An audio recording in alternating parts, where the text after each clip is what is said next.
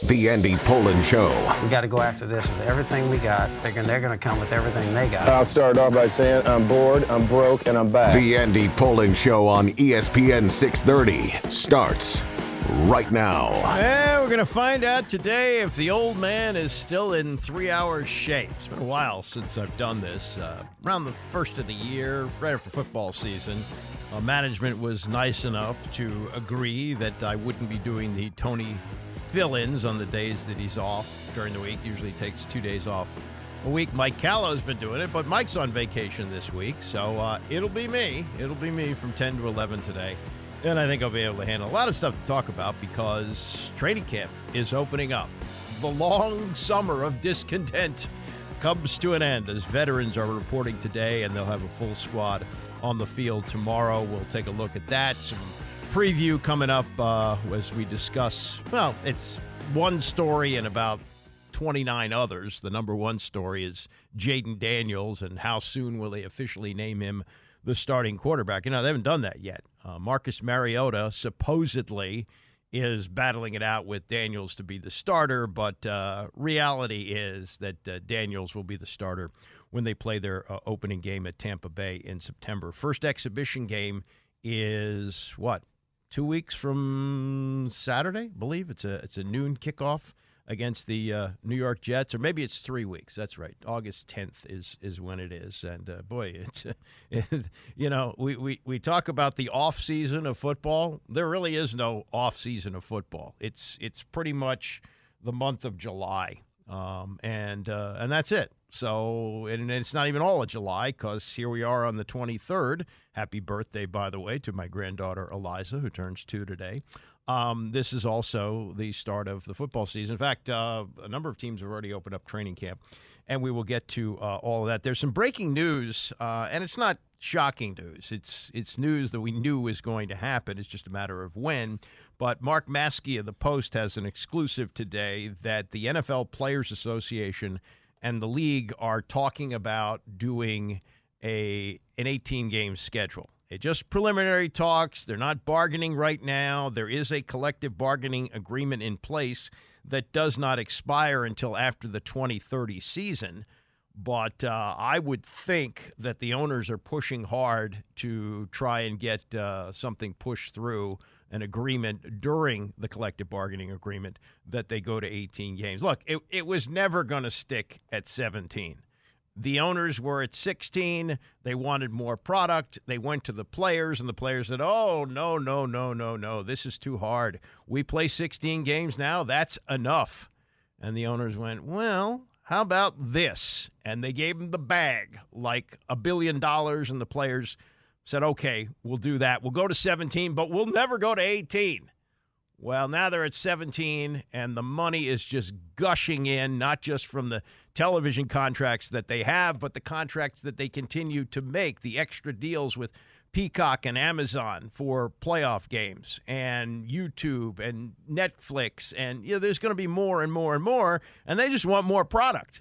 And the players are saying, no, we're not going to do that. But reality is they're going to do it, and Joe Burrow understands that. He was talking in the last couple of weeks about when they go to 18 games and that they need 2 bye weeks to get through it, which I think is perfectly reasonable. We had a year with 2 bye weeks, 1993, really bad season for the Redskins. That was the Richie Pettibone year. But that's when they used to start on Labor Day weekend, and now they don't start until mid-September, so that backs everything up. Plus, you got more playoff games, and, you're going to have, and this is really what they've been gearing towards for years, is that they play the Super Bowl on President's Day weekend, so Monday is a holiday. And I think what's going to happen as well, and I don't really like this at all, but I think it's going to happen, instead of a 6:20 kickoff, you're probably going to have an 8:20 kickoff. And they'll say, too bad. We want the primetime hours across the country, including the West Coast. And, most of you are off on President's Day anyway. So suck it up. Don't worry about it. That's what we're going to do. And, look, the Super Bowl is not a 3-hour game. It's a 4-hour game because of the extended halftime, the more commercial breaks, et cetera, et cetera, et cetera. So an 8:20 kickoff, you're going to wind up ending the game close to midnight. It's the way it is. That's, the money is there. they're going to take it. But the Players Association head, in case you don't know, DeMar Smith is out. It's now Lloyd Howell, and he says that they will discuss the issue with the players during upcoming meetings, which makes me chuckle because the discussion is, the league wants to do this, so the league is going to do this, and what can we get in return for this? What they have now is, a very limited preseason schedule with 3 games. It would go obviously to 2 if they went to 18 games. And on top of that, 2-a-days, which used to define football, those are gone. They don't have those anymore. And, you used to hear about players that they weren't retiring because of the season. They were retiring because of the drudgery of training camp. Well, that's not happening anymore because it's not what it was. I think there's only like 17 practices of training camp for the Commanders. They have some walkthroughs and a lot of meetings and things like that. So we'll see what they come up with in compensation for going to an 18-game schedule. But be assured, probably sooner rather than later. It probably won't wait until the collective bargaining agreement expires in 2030 that we will go to an 18-game schedule. It's, as they say, fait accompli. It's going to happen. Roger Goodell talked about it at the draft. We'd like it to happen. That means the owners are telling him, Raj, get this done. Get this done. We need 18. And look, it's not unprecedented. The USFL, which is a long time ago, I understand that, went out of business almost 40 years ago. But the USFL, when it launched in 1983, was a league with an 18-game schedule. It was probably the first league created for television. They wanted to give product to ESPN and ABC, and they did. It was 18 games. And you could say, well, it wasn't the level of the NFL. Well, a lot of players made it from the USFL into the NFL, and a lot of them became stars like Reggie White, like Herschel Walker, and others. So, it's happened before. It's going to happen again.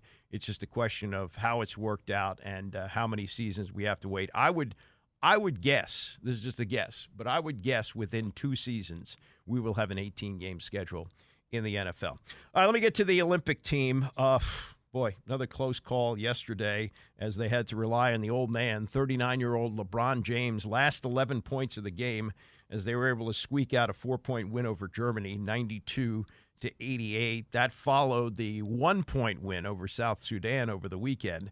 And if you missed this, Gilbert Arenas on TikTok decided he would be, and this is typical Gilbert, I'm just trying to be funny. He decided that he was going to rip the American performance, saying that they lost to some guys from some Africans, he said, almost lost to some Africans, and the king had to save us, the king meaning LeBron, who made the game-winning layup with 8 seconds to go in that game. He also, and this is old Gil, old poop-in-the-shoe Gil, old bring guns in the locker room Gil, he continued to disparage South Sudan by making comments about the quality of life and insisting the U.S. shouldn't be losing to the Cool Runnings team. And that's not the worst of it. He threw Joel Embiid under the bus and insinuated that he threw the game. He says, this is crazy, man. Embiid over there throwing the game for his cousins. Well, Embiid was born in Cameroon, not South Sudan, and moved to the U.S. when he was 16 and became an American citizen 2 years ago. Embiid was asked about it. He said he didn't hear the comments, but did not condone them and hadn't heard exactly what he said. Said it was disappointing to hear about this. Gilbert Arenas is celebrated here as like some great hero in Washington sports. He didn't win anything. He got the team to the second round. That's it. His run in Washington is for me. I know he had great performances. He had 60 points in a game in Los Angeles. He was a great scorer, and he was an all-star, but he was a pain in the neck and a guy who embarrassed the organization, and bringing the guns in the locker room really blew it apart. They weren't a championship team, but they were at least a pretty good team, and he just destroyed it with that. So once again, Gilbert, trying to be funny on social media, makes a complete ass of himself And somehow he is still celebrated by Wizards fans who greet him with a standing ovation when they bring back that great team that made it to the second round of the playoffs with Caron Butler and Antoine Jameson. They were very good players and good citizens, too. Gilbert can't say the same about him. As for where the Americans are as they head into now a play that counts over the weekend in Paris, it's going to count. And I think the first game is Sunday at 11:30. This is yesterday on the Dan Patrick Show. Joe Varden, it's before they played yesterday's game against Germany. Joe Varden covering the team for The Athletic. And he talked about a performance against South Sudan that leaves most of us shaking their heads, which, really wasn't dissipated with what happened yesterday against Germany. This is Varden with Dan on maybe some perspective on that 1-point win over South Sudan.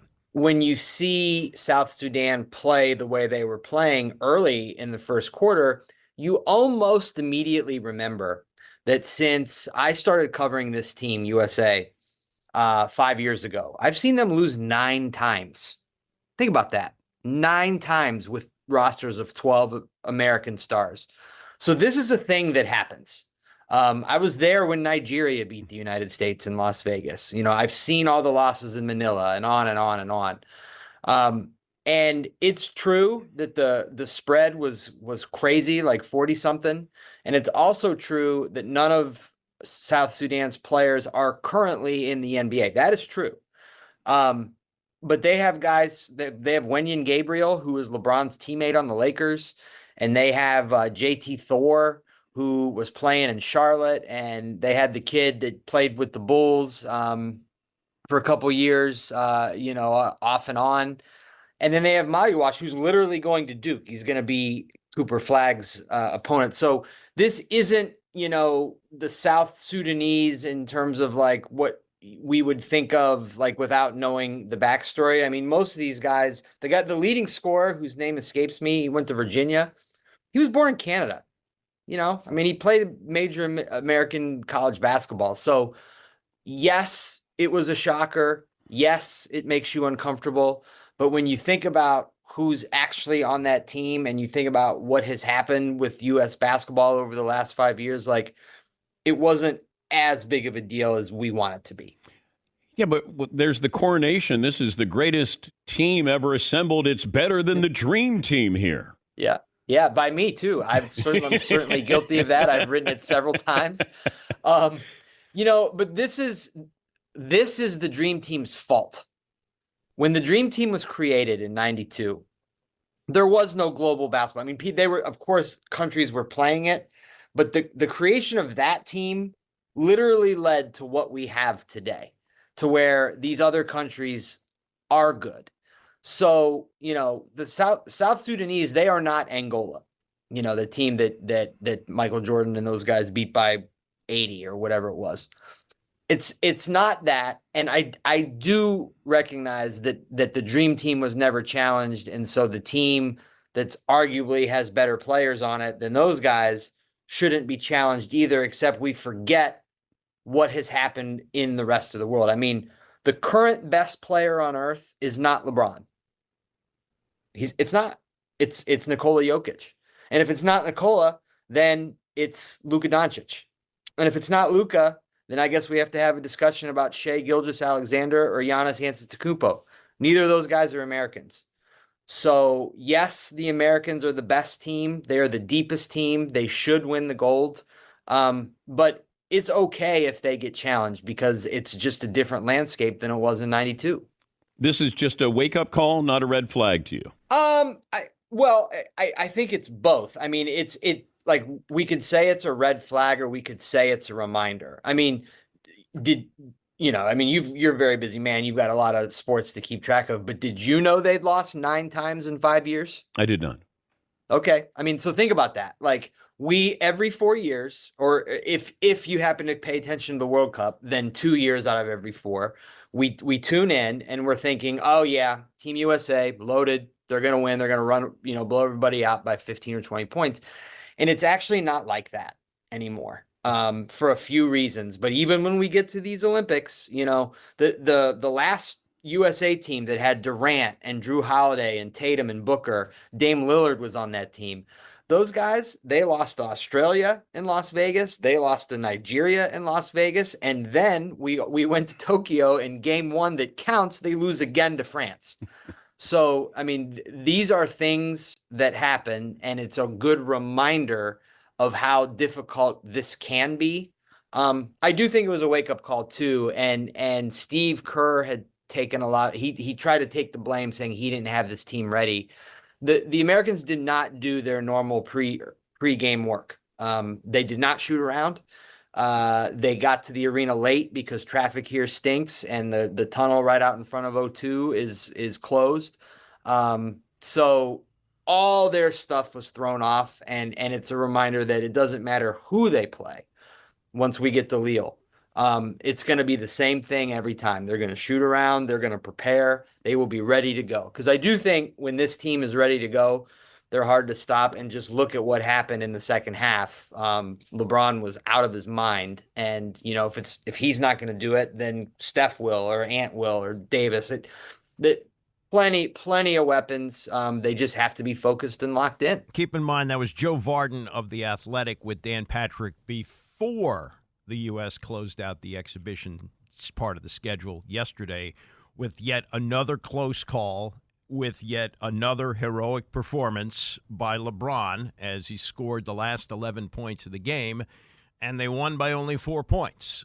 Tony and Mike on PTI had the luxury of looking at that game along with everything else that has gone on as they ramp up towards medal play, which starts this weekend, that you know, this team may be a team that is going to be beaten. We've had a bronze medal team with professionals. It happened in 2004, happened 20 years ago. It could happen again. This was Tony and Mike's take on the close win over Germany yesterday afternoon. Team USA, this was a close game, but not as close as the nail-biter over South Sudan over the weekend. Wilbon, Germany is one of the contenders to get a medal. They have Dennis Schroeder and the Wagner brothers and Daniel Theis. You have said the United States team is in jeopardy of losing a game or two in the Olympics. Did this game change or enforce your opinion? Tone, I think it reinforced it. And I still expect the United States to win the gold medal. I expect the U.S. team to do that. They're the most talented team. But the word I've been using most often is pushed. I expect the United States to get pushed. And the South Sudan game was a stunner because they're not loaded with current NBA players like Germany is. And Germany, you know, has some credibility from recent FIBA competitions. And Tony, LeBron James had to rescue the U.S. team again today. He did it in the final 8 seconds of the game over the weekend against South Sudan, and then he did it repeatedly in the fourth quarter. I don't think of this team as needing that. Everybody talked about, well, wait a minute, if we have this guy, we have Steph Curry, we have Booker, we have Durant, we have Embiid, we have LeBron, we have so and so and so and so, we're going to cruise. And that's my pushback. I don't believe that we're going to cruise, Tony. I believe the world has too many good players and too many good teams and that we will win. But we'll be pushed just like South Sudan and just like today. So you and I have this philosophical disagreement about this. I believe that we are far and away the best team. I believe our second team is better than everybody else's first team. And I believe we will win a gold medal as you do. But I don't know that any game will be close. And by close, I would define that as being decided in the last 30 seconds. And this one today would qualify as a close game. South Sudan is a different deal utterly to me. I mean, I look at LeBron James now, and I know Joel Embiid apparently told the New York Times that it's not the same LeBron James as he used to be. He's older. Well, he saved everybody the last 2 games.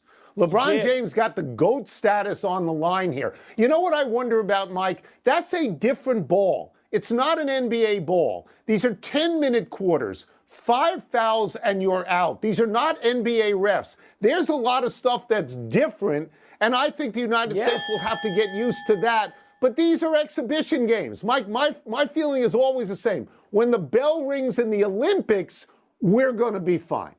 That's what I believe. I hear you, and that makes sense. But, you know, you and I have covered a lot of Olympic competitions, and it's not just basketball I'm referring to now. When people are wearing their country's name across the front of their jerseys, it's different. And they're playing in circumstances, we are too, but they're playing in circumstances that just say, oh my God, they have no chance, and they have a chance, and they play with a level of inspiration that seems unknown and unfounded.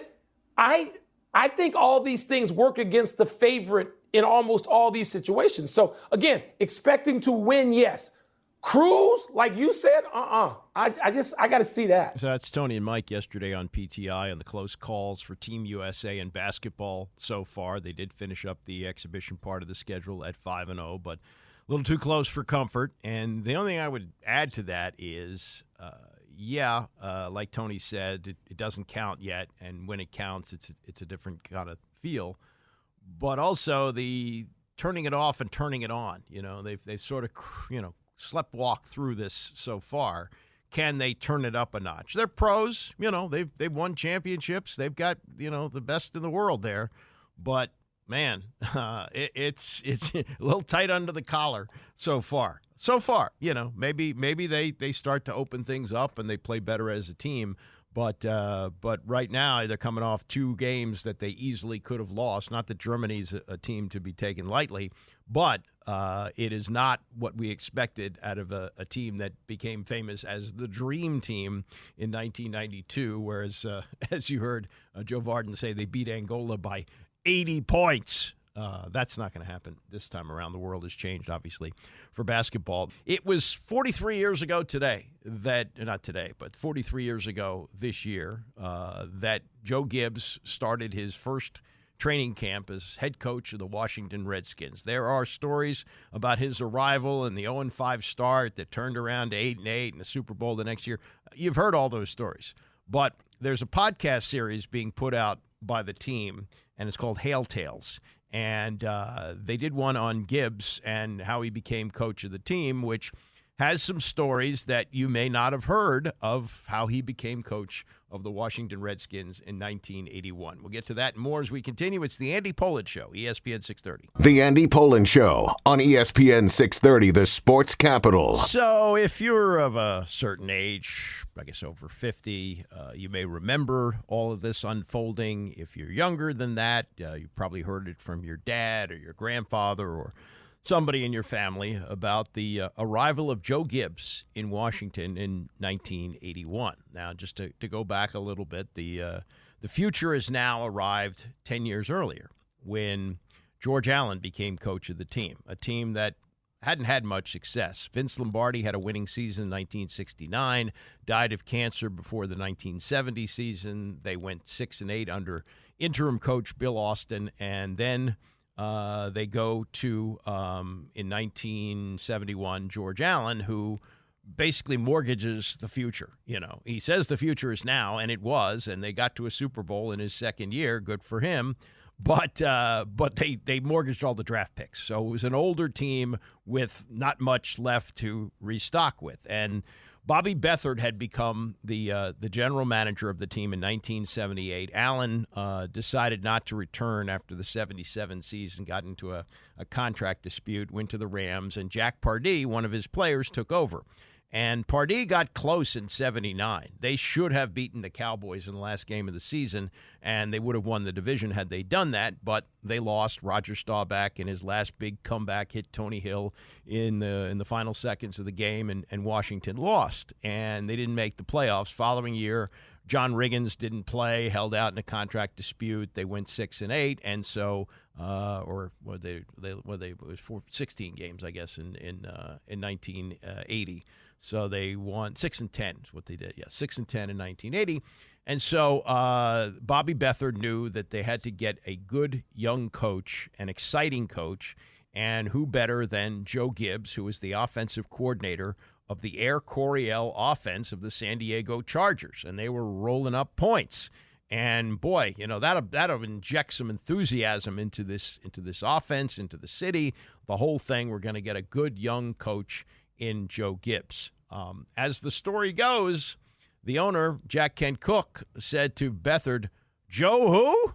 will be the laughing stock of the league. And there were even some reports that they were looking to bring back George Allen. A couple of other veteran names surfaced, but Beathard stuck to his guns. He said, no, this is the guy for our team. Meantime, Gibbs got his team in the AFC Championship game. They wound up losing to the Raiders. And here's what unfolded as Gibbs tells it in this new podcast series called Hail Tales, put out by the team, as to how he wound up in Washington in 1981. I had Pat and I think the boys, and we were headed home, and there was a pizza place that we loved. And we had pulled off there and grabbed a pizza, and I get a phone call, and it was from Bobby Beathard. And it was one of the greatest phone calls, anyone could ever get. And he said, hey, would you like to interview with Mr. Cook to have a chance to be the head coach? And he said, can you meet me in L.A. tonight? And I said, absolutely. And so I took Pat and the boys home, and I hit the road for L.A.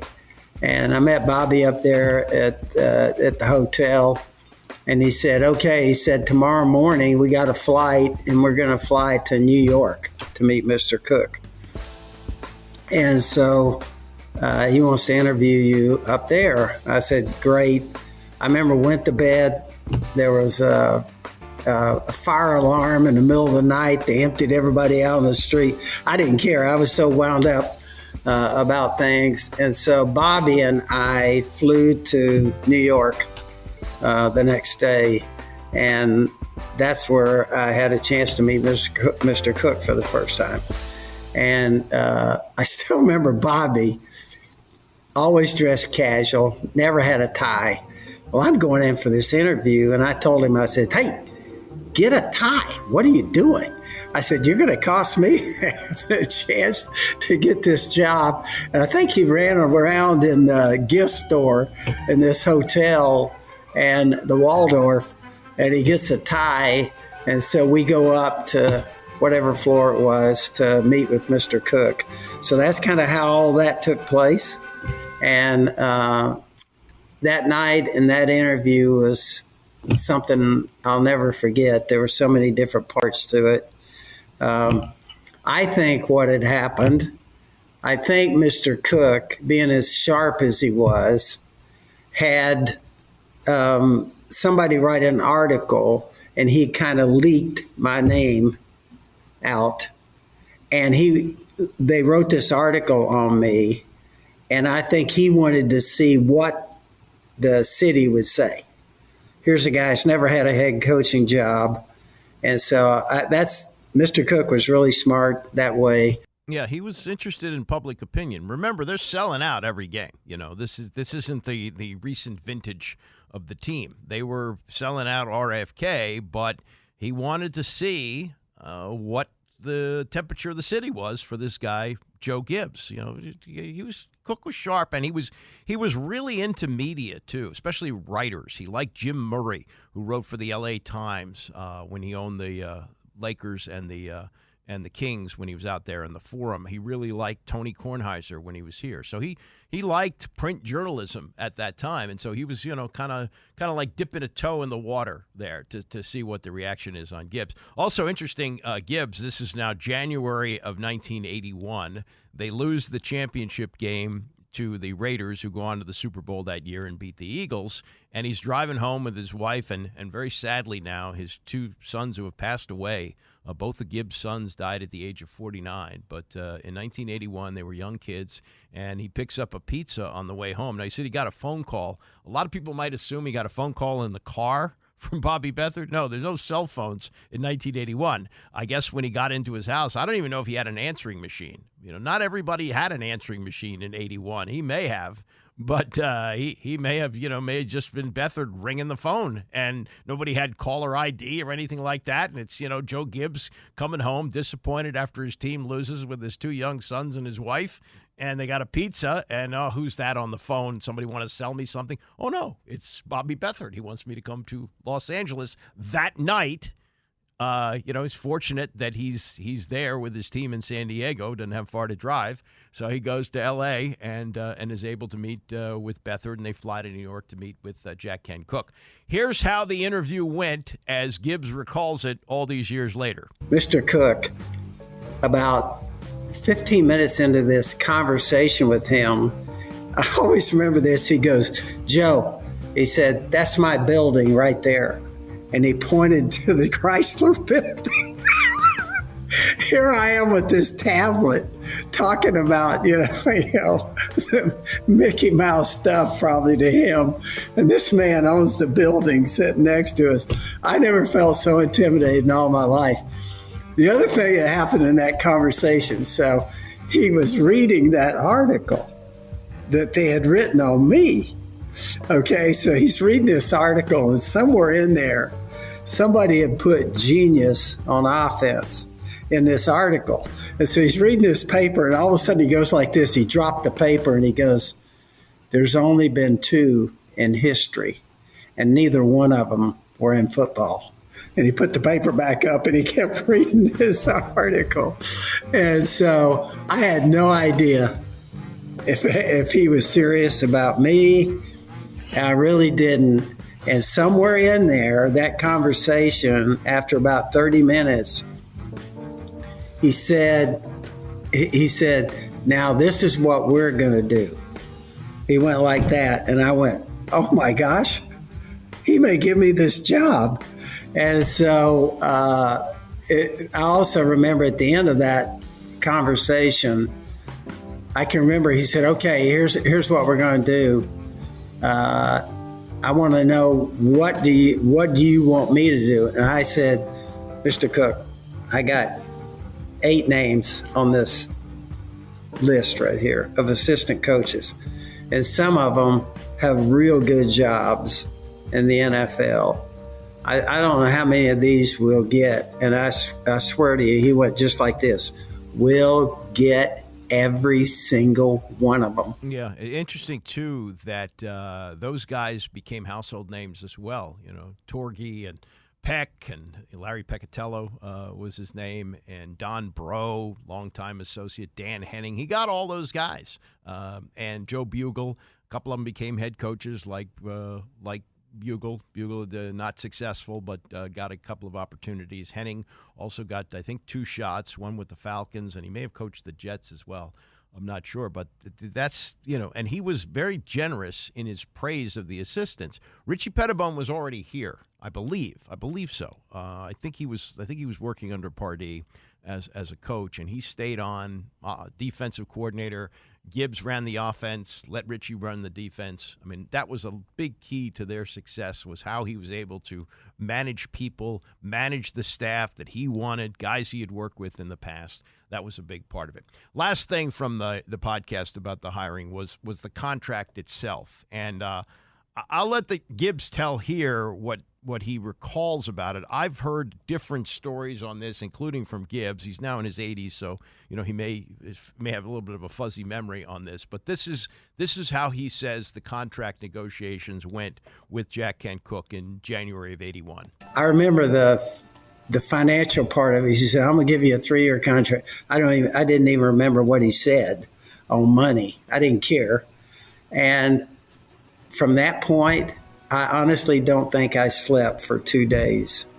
I was so wound up, and I was going to the Senior Bowl to talk to those coaches. And so I was on such a high that, it's one of the greatest feelings. And I can remember, too, with Pat, the thing that meant a lot to me, Pat was always there, always the one. When we moved, she was always behind me, supporting me. And all those different moves to colleges and everything, chasing all this stuff, she was the mainstay for our family, taking care of the boys. And I was calling her right before I interviewed. I called her, and she goes, "There's something weird going on." I said, "What?" She goes, "There's a guy parked out front of our house." And it was a newspaper person. that had gone up to the door and asked her, and she goes, "I'm not talking to anybody." She shut the door, and she goes, "He's sitting in the car out in front of our house." There were things like that going on, and so it was one of the greatest thrills. Like I said, I don't know whether I was really that happy or that scared about what I was getting ready to do. And he should have been scared because it got off to a scary start. You've heard this many times that they began 0-5. He was running the Air Coryell offense, which he'd been so successful with Dan Fouts and the great receivers that they had there, John Jefferson, et cetera. And they were a team that was basically outscoring you. They didn't have the personnel for that here. Now, he did talk John Riggins into coming back, but John Riggins in 1981 was not the John Riggins we saw in the following year and the year after that when they went to back-to-back Super Bowls. He was rusty from a year off, and he had been primarily used as a blocking back. Yeah, they had Joe Washington was the number one back on that team. So a lot of things that they were doing didn't fit the personnel that they had. They were leading the league in offense, but they were 0-5.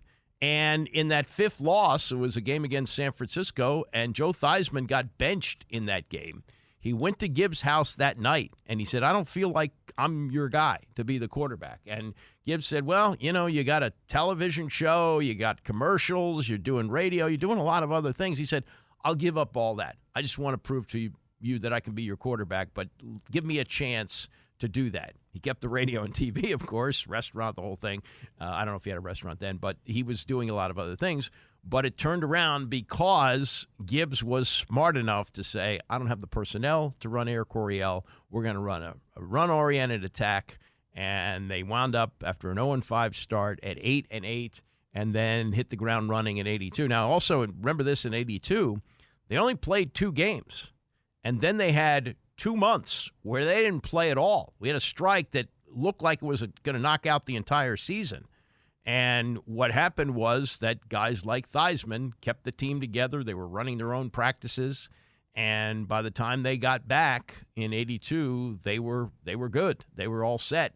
They lost only 1 game that year. That was a game to the Cowboys, which they later avenged in the NFC Championship game, and went to the Super Bowl and beat the Miami Dolphins. But it all started in 81 with Gibbs, unknown Joe Gibbs, relatively speaking. I mean, known certainly in NFL circles, but unknown to the public. Jack Kent Cooke tests the public's opinion by leaking a story to the paper.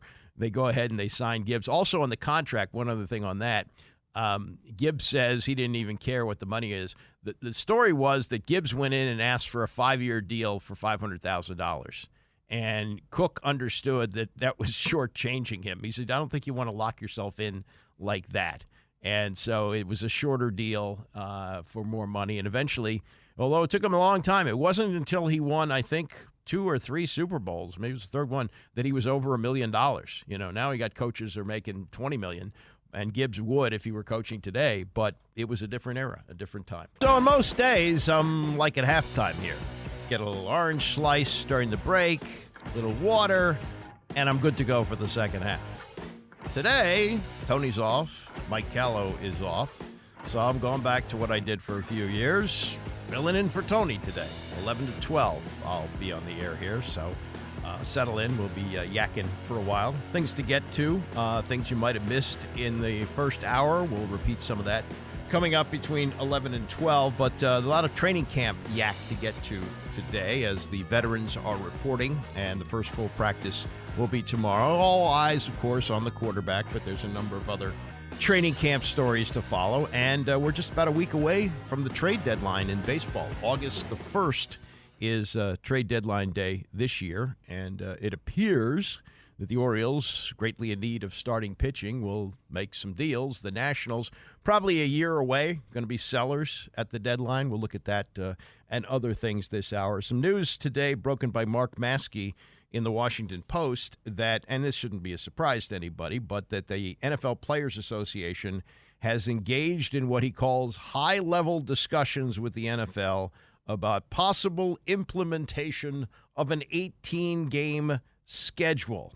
Lloyd Howell is the new head of the Players Association. He replaced DeMaurice Smith in the past year. And he had a meeting with Washington Post reporters and editors and said that there has not yet been any formal presentations, but they're talking, and they're now in what they call the hypothetical stage. It's not the hypothetical stage. They're going to have an 18-game schedule. This is what the league does. And the league has always maintained, oh, no. It's a 20-game schedule. We just, reconfigure how the game. No. They've gone from, years ago when they played 14 regular season games, they had 6 exhibition games. Wouldn't that be ridiculous these days? Then for many years, it was 4 exhibition games, which became ridiculous because nobody is participating in the final one. And now that they've gone to 17 games in the last couple of years, now we have 3, and they're saying, go to 18 games, we'll cut it down to 2 exhibition games, and that'll be that. There is precedent for 18-game schedules in professional football. The USFL had it 40 years ago before the league folded up. It was a made-for-television league. They wanted to have plenty of opportunities for games to be televised, thus 18 games. Well, same thing with the NFL. They're realizing, boy, the more product we have, the easier it is to spin it off to other entities like Netflix, like Amazon, like Peacock. And we tried it with a playoff game. Yeah, people complained, but it was okay. We still had 23 million people watching it, so why not? The Amazon ratings are good. It's forcing people like me to get Amazon. So, it's going to happen. It's just a question of how they work it out. What do the players get back? I don't know if they can really cut down on the off-season training. There's been talk about, cutting these OTAs down or moving up the schedule so, they don't have to participate through the off-season. I think it's probably good for them to keep sharp 12 months a year, but that could be on the table as well. But, once Roger Goodell started talking about this publicly, it was an interview that he did during the draft, it was going to happen. And Joe Burrow, he apparently infuriated some people on the executive committee of the Players Association when he was talking about it as if it's going to happen. And he said, when it's going to happen, this is how we should do it and have 2 bye weeks. I think that's going to happen. And I think what that will ultimately do is push it into President's Day weekend, which they've been talking about forever and ever and ever. And they'll play the Super Bowl on the Sunday of that weekend. It's a day off. Well, it's a day off for federal employees. I don't know how many other people across the country get the day off, but that will also, I believe, put the Super Bowl with an 8:20 start instead of the 6:20 start that they have now, because it's just, you're off anyway, what's the big deal? And we get even more primetime money, even more dollars for advertising. I think a 30-second spot may go for, maybe I'm going too far here, but it could be $5 million. $5 million for a 30-second spot during the NFL Super Bowl. Maybe it's that. I don't know. But that's where it's going to go, and it's just a question of how it happens. The collective bargaining agreement, which calls for the 17 games, I believe, though, there is an option in there to go to 18, but the collective bargaining agreement runs out in 2030. You can be sure by the time they sign the new agreement that there will be an 18-game schedule, and I believe in 2027 there's an opener for the league as well that they can redo the television contracts, which pay them even more money. So, it's good times to be an NFL owner. Yes, Dan Snyder walked away with $6 billion minus the $60 million fine he had to pay to the NFL for the toxic culture that he ran with the team. But he would still like to be involved in this cash cow, which continues to go up in value. And the $6 billion that he got for the team, if he still owned it, he would sell it for maybe $10 billion in a few years, the way things are going. By the way, I read, and you probably read this as well, that the McLean home is up for sale. He's already given away the Potomac home in a tax break with the American Cancer Society. The home in Virginia is up for sale. And I also read where they're selling not his plane, but Tanya's plane. They had his and her private planes, and Tanya's plane is up for sale. I don't know if he's having financial difficulties. I kind of doubt that. But I guess, if you're no longer welcome in your hometown, if you're a pariah in your hometown, why should you come back? And if there's not as much travel back and forth through the hometown, why does Tanya need a separate plane? She and Dan, I guess, can go on the same plane. So there's that in play. Meantime, we're going to have a different quarterback here to start the season. And, haven't we heard that before? The way things have gone here in these last, really since 2012, if you just want to go back that far. If you want to go back to when Joe Theismann broke his leg in 1985, which isn't even 40 years ago, we have had 40 different starting quarterbacks since then, 40 of them. And whether it's Marcus Mariota starting the season, which I highly doubt, or Jaden Daniels, it's going to be number 41. And if you just look back to 2012, here's the roll call. Robert Griffin III, as the second pick of the draft, as Daniels is now, was the starting quarterback that season. He got hurt. He missed one game. Kirk Cousins started, so that's 2. Same thing, Cousins and Griffin in 2013. Griffin got 13 starts. Cousins started the last 3 games of the year when Mike Shanahan put RG3 on the bench, saying, he needs to protect himself for the postseason. That's when Shanahan knew he was going to be fired anyway with a 3-13 record. And he was. And then in comes Jay Gruden. Robert Griffin starts the season, gets hurt. Cousins plays. He doesn't play well, gets benched. Colt McCoy gets 4 starts. He gets hurt. Griffin comes back. So now over those just 3 seasons, we have had 3 different starting quarterbacks. Then finally stability. 2015, 16, and 17, Kirk Cousins starts every game. But because they botched the way they handled the contract, he goes and is released, actually, or is free to walk, and he goes and signs with the Minnesota Vikings. That brings in 2018. Sadly, Alex Smith, horrific broken leg after 10 starts. Josh Johnson, who, by the way, is still in the league. That's 2016. He was already a journeyman who had been with 12 teams at that point. He's the backup quarterback in Baltimore right now. Still playing, late 30s.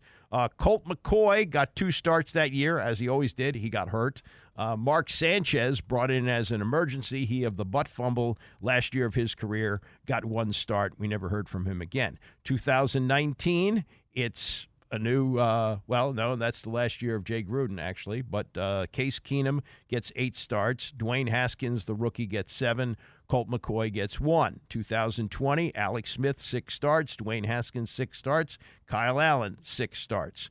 2021, little stability with a veteran quarterback. Ryan Fitzpatrick gets the start. Career and season ends after 16 plays. Taylor Heineke starts 15 games. Garrett Gilbert, this is the first year of 17 games. Garrett Gilbert, an emergency fill-in when Heineke got COVID. He got 1 start. 2022, Heineke, 9 starts. Carson Wentz, disaster in his 1 year, 7 starts. Sam Howell got 1. And then last year, Howell got 17 starts. Be nice if Jaden Daniels, if he's named the starter, gets 17 starts. But we'll have to see. But that's going to be the number one story of training camp as things get started today, really, with the veterans coming in and then the full practice tomorrow. This was John Keim on his podcast, along with Nicki Jhibvala, who covers the team for the Washington Post, Keim for ESPN, with their look at the opening of training camp. And, of course, the number one story, if and when Jaden Daniels will be officially named the starter during camp. They want to send the message that you still got to earn this. But I don't think he's the type to ever feel offended by that. I think he would expect that. And I think that's just going to be the way it is. Like, yes, the job, we all know it's his, but, I think he'll look really good in camp. I do. Now, I don't think it'll reach the level of hyperbole that we've heard throughout minicamp and OTAs, like he's the greatest gift to quarterbacking since, whatever. But, we're not a single ball has hit the ground. Like, stop. I've heard you say that before. Yeah. But I think he'll look good. And I think there will be plenty of reason for optimism. I think there will still be bumps along the road, as there always are with rookies. Even the greatest rookies, even the greatest quarterbacks of all time had bumps along the road in their rookie seasons. But I think he's got the complete package, the mindset, the physical traits, the work ethic, and just the natural talent. I agree. Like that's kind of what I'm expecting from him, is a good camp. And, to me, by the end of the spring, in the spring, he was the best quarterback there. And so I don't like close, and they weren't even doing anything. It was still very clear, right. And I do think like they're not going to be pushed into a decision. And because last year I think they felt like they got pushed into having to make an announcement on Sam Howell, maybe before they want to, but I don't think this group will certainly not be nudged that way. I think Dan Quinn and these guys have been pretty good at being firm on, this is what we're doing. This is when, we'll tell you when we tell you. We're not going to be pushed into, we're not going to rush into it. I think that's kind of the mindset, which is fine. Like, you shouldn't be pushed to it. If you're not ready, if you want to wait till 3 preseason games, fine. Like, we still know he's going to be the guy. Right. But it's your team. Like, if you're letting outside voices push you into anything, then there's a bigger problem there. Correct. Correct. That's a whole other discussion. Yeah. But yes. But I don't think that's going to be the case here. And I do think it's good for them to say, like, hey, if you're going to be true to competition, you have to be true to the competition. And I think that's what they're going to do. So, but then the last thing, like, what constitutes a good camp for these guys, do you think? I want to see them look comfortable out there. There was never a point last year where they looked comfortable. There was always sort of that underlying tension with, a certain play caller in the offense. It never really felt like the defense had a firm grasp on what they were being taught. I want to see these guys look comfortable and playing fast. And then I want to see, like, when they do make mistakes, do they make them twice? Do you see the same things come up? Do you see the same errant throws, the same misreads, I think a lot of what we have to keep in mind just as spectators is that we may not always know exactly what we're seeing. Like, an errant throw might not truly be the fault of the quarterback, though that's our knee-jerk reaction, is to blame the guy throwing it. So I think there needs to be some more nuance to more context around what we're seeing and interpreting.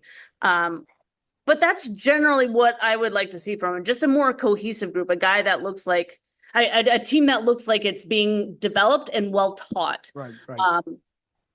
Where you don't have a lot of looks like I have no idea what I'm doing, or you see guys that don't even know where to line up, or, eliminate sort of the silly mistakes. Well, and like last year, because last year it was all about playing fast, but I didn't always feel like it was a crisp fast, right? Right. It was playing fast at, the expense of details. Right. Because there were definitely times where they get yelled at to, like, either they're not doing this or that or this. Never heard any of that, and they looked a lot. They were playing at a better tempo, or practicing a better tempo this past spring. Yeah. Does that continue? Because that, to your point, that's a sign of them learning and getting what they're doing. And either for sure, there are going to be a lot of speed bumps. I mean, I still like, we'll talk about this later in camp, but you're not going into the season thinking like, oh my God, they're going to challenge for the division. Like, they've got to show improvement. They've got to show that they have a good foundation to build on to finally build something sustainable for the future. So, I think that'll be a big thing. And how do you think Brandon Ayuk is going to fit in? Oh my God. So I had to wait for that one. I wanted to end on that. You were sitting on that one. I know you were. You were sitting on that one. Yeah. Yeah. Yeah. But it is like the good thing is, Nikki, it's fine. It's here. I get tired of speculation. Like, this guy, could do this, could do that. Well, let's freaking see it. I get tired of the talk, but unfortunately with this team, it's like, usually it's 7 months of talk because they're done early and all that. But like, let's see if. But listen, the bar is set very low. I will take Brandon Ayuk speculation. I will take for sure ridiculous stories about Topgolf. I will take any of that over multiple federal Yes. and NFL-led investigations into misconduct. Yeah, exactly. I mean, that's what we did for years. Oh, this investigation, that investigation. Snyder's stonewalling. He's on his yacht. He won't talk to Congress.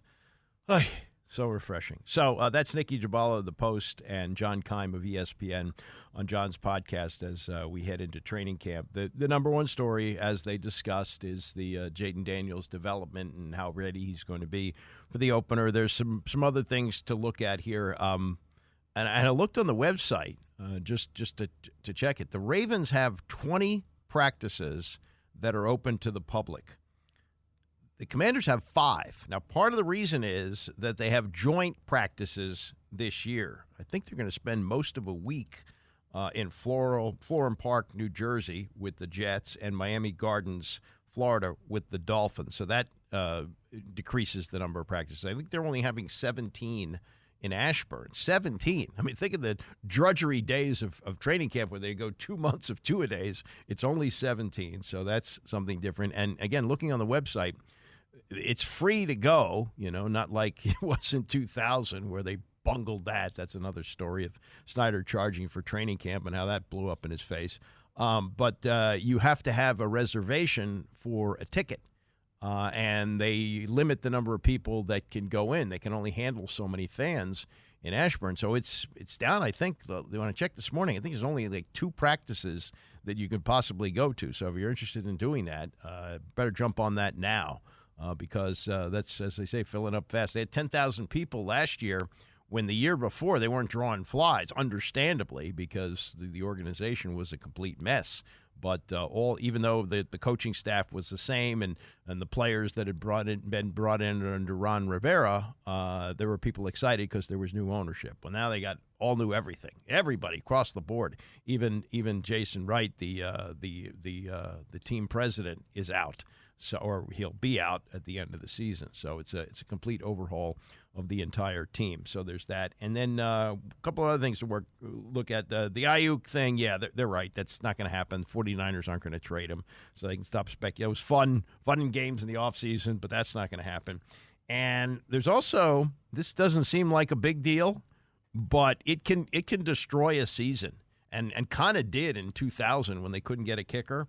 Remember, they had signed Brandon McManus, but there was something that came out. It was a civil suit. It was not a criminal suit, but a civil suit from a couple of flight attendants from the Jaguars team flight to London last year, where reports were in the suit that McManus was abusive to them and sexually harassed them. And they quickly moved on that. They cut him, so he's not here. The only kicker on the roster, Ramiz Ahmed, who I think was kicking in the UFL. So what I think is going to happen, I'm almost certain it's going to happen, they're going to look at the waiver wire. Kickers that get cut from other teams, they're going to be brought in here. I can't believe they're going to go into the season with Ramiz Ahmed as their kicker. I think that they're going to want a veteran guy, and there'll be some, that was one that one of the few things in the offseason that really killed them. Not killed them, but something that was a blunder. And probably they should have done better research on this, but, I guess maybe the suit wasn't available. Who knows? But it seemed like it made sense to bring in McManus, a veteran kicker, and maybe it did, but they found out something about him that obviously with the history of this team, with any team, but certainly with the recent history of this team, you can't have it. You just can't have it. Coming up, why is this opening of training camp different than all others in recent years for the Commanders? Kind of a Manishtana Halayla Hazeh story as we continue here. It's the Andy Pollin Show, ESPN 630. The Andy Pollin Show on ESPN 630, the sports capital. No, we're not exactly in the home stretch today. Going 11 to 12 for Tony. Tony's out today, as is Mike Callow, who's been doing the fill-in, so rolling for a little while longer. The Commanders are open for business. Veterans reporting today, and news conferences have started in Ashburn. And I don't really remember opening news conferences when Joe Gibbs was the coach, or Richie Pettibone, or even Norv Turner. But as the years have gone on and there's been more and more media, it used to be they only had couple of beat writers from the newspapers or the newspaper with the Washington Post after the Star went out of business. I guess the Times had somebody there. Maybe there'd be a radio person, sometimes TV, but not all the time. But now there's all kinds of media out there, so everything's done in a news conference. And in the recent coaching role that they've had, whether it been Jay Gruden or Mike Shanahan before that, or Jim Zorn, I guess he did one, and then Ron Rivera in recent years, there's a first day opening news conference, and it's the coach alone. This is how things opened up today with Dan Quinn, the new coach. His opening statement: "This camp will be challenging. It will be demanding, and it's also going to be fun as hell. Being here alongside AP, hell yeah, let's get it going." AP is Adam Peters. I don't remember, and I mean this even goes back to Bobby Beathard and Joe Gibbs, but I don't remember a head coach having a general manager alongside him for an opening news conference. And this is a statement, I think, from the team. Hey, it's going to be a lot different than the way it used to run around here, especially in the last 4 years when they had Ron Rivera as the, quote, coach-centric head of the operations. Everything went through him. Now they have levels, and it makes sense. And this is the team saying, oh, no, it's not just the head coach. It's everybody here. We got a big organization. We got a lot of levels here. We got analytics people. We got all kinds of support people, and it's just a different feel. Some of the things I'll just, I'll have a complete recap of this tomorrow, but now looking at Nicki Jhibvala's feed here on Twitter, and she posted Adam Peters on Brandon Ayuk posting a Commanders practice footage screenshot of practice on social media. This is what Adam Peters said. "I think first and foremost, he didn't have practice footage, a still maybe, but we handled it internally." It doesn't sound like there'll be anything that will be done to get him here, even though he's got familiarity because, Peters was with the 49ers organization last year. But I just find it to be so different and refreshing that it's not just a coach. It's coach, general manager, working hand in hand. I like the fact that the general manager hired the coach. That's the way it should be, as Bobby Beathard once hired Joe Gibbs. Those things are important. And I think it's a real statement by the organization that the opening news conference, not just the coach, but the general manager is alongside him. We're in this together. We're working as a team to turn this organization around. They're saying recalibrate. That's the term that the Quinn likes to use, but it's clearly a rebuild, and these are the guys that are doing that. So I find that to be something very good to watch. Something I think is a little bit, I don't want to say painful to watch, but I feel for him. Charlie Woods is, of course, Tiger Woods' son, and I don't think he was pushed into this. I do think that the Tiger probably is a good dad, and just observing from a distance as he handles his two kids, his daughter Sam and his son Charlie, who's now 15 years old. But when your last name is Woods and you're trying to compete in golf, it's got to be a very high-pressure, difficult thing. And he just competed in his first U.S. Junior Amateur at Oakland Hills Country Club in Michigan. And he struggled. 12 over par, 82, put him in a tie for 236th in a 264-player field. He's also ranked 763 as a junior. By 15, Tiger was already showing signs of greatness. And, I don't know about the talent of Charlie Woods. He dresses like his dad. He walks like his dad. He has mannerisms like his dad. But so far, he's not like his dad on the golf course. And as a dad myself and now grandfather, I just so much feel for this kid, how difficult this must be to follow in the footsteps of arguably the greatest golfer who ever played, and your last name is Woods, and people are looking at you a lot differently. I'm sure. I don't know any of the players that are competing in this wire story I'm looking at here. There's no mention of who's actually leading. It's all about Charlie Woods. And that's got to be a really difficult thing to deal with. That's got to be tough. Anyway, we're not done here. Tony's out, so I'll be in for him next. It's the Andy Poland Show transitioning to the Tony Kornheiser Show next.